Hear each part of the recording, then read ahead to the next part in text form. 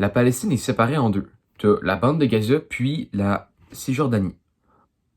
En fonction de où tu es, les lois vont être différentes sur si tu peux être ou pas homosexuel publiquement.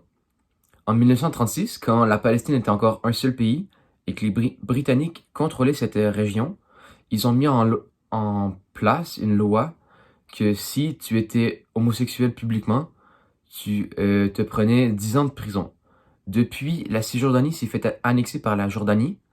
Puis en 1951, la Jordanie a mis en place autre chose qui a annulé cette loi-là. Donc depuis, la Cisjordanie, il laisse que tu puisses être gay publiquement. La bande de Gaza, par contre, n'a pas changé. Ça reste illégal. Puis c'est vraiment strict là-bas. Tu peux pas être gay publiquement. Ils ont aussi pas le droit d'adopter en tant que couple homosexuel. Ils ont pas le droit de faire un mariage homosexuel. Si ils font un transfert de sexe dans un autre pays, en Palestine, ils sont encore assumés comme leur ancien sexe. Ils ont pas de protection contre la discrimination dans les services publics comme la santé, à l'école, au travail. Puis, ils ont aucune protection contre l'intimidation et la haine publique ou par les autorités. Puis, ils ont aucune thérapie de conversion pour les aider à passer à travers tout ça.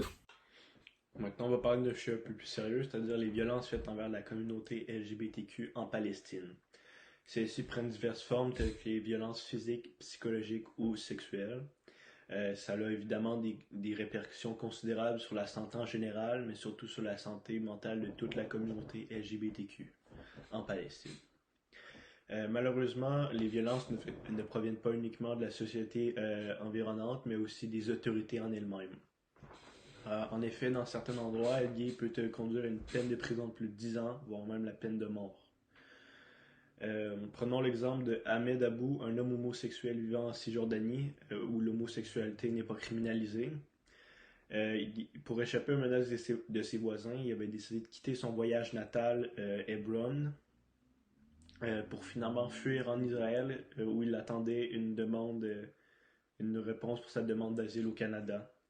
Malheureusement, le 5 octobre 2022, son corps battu et décapité a été retrouvé dans une rue à Hebron. Ce crime atroce qui a pour origine la Palestine illustre tragiquement les dangers encourus par ceux qui s'affirment ouvertement homosexuels en Palestine. La liberté d'expression, les mouvements sociaux de la communauté LGBTQ en Palestine sont liés à des problèmes sociopolitiques. C'est-à-dire, par exemple, tu es un journaliste, tu veux faire un article sur la diversité sexuelle ou la diversité de genre, mais tu vas avoir des pressions afin de te faire éviter de parler du sujet. Les manifestants, eux, en faveur des droits LGBT, sont confrontés à des problèmes de visibilité. C'est dû principalement à la stigmatisation de la communauté en Palestine, ce qui mène en quelque sorte la population à la craindre. Je vais donner un exemple maintenant, la répression de la communauté en Palestine. Le 12 novembre 2023, il y a une photo qui a fait le tour du web. Dans celle-ci, on voit un soldat palestinien qui tient un drapeau LGBT dans ses mains devant les ruines de Gaza. Dans son post Instagram, il veut protester contre la politique cruelle du Hamas où être gay te mène simplement à la mort. Je vais quoter ce qu'il a dit maintenant. Sous le Hamas, être gay signifie la mort. La communauté palestinienne cachée LGBTQ+, peut avoir plein d'espoir dès qu'il vivra et aimera sans le Hamas.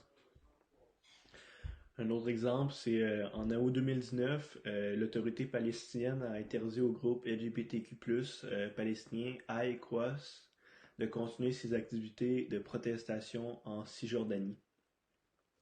Le groupe LGBT soutient tous les Palestiniens qui s'identifient comme dans la communauté LGBTQ. Dans le fond, la police est arrivée là-bas et ils l'ont interdit parce que selon eux, ça va à l'encontre de leurs valeurs, de leur religion, les traditions mises en place et leurs coutumes, surtout dans la ville de Naplouse où ils comptaient faire leur protestation. Dans le milieu de l'éducation, il n'y a pas beaucoup d'informations à dire sur la situation des personnes LGBTQ. Par contre, on sait puisqu'on l'a dit plus tôt, qu'il n'y a aucune protection contre l'intimidation ou la haine par les élèves et les professeurs. Fait que c'est pas interdit que les profs ou les élèves fassent des commentaires homophobes aux élèves LGBTQ+.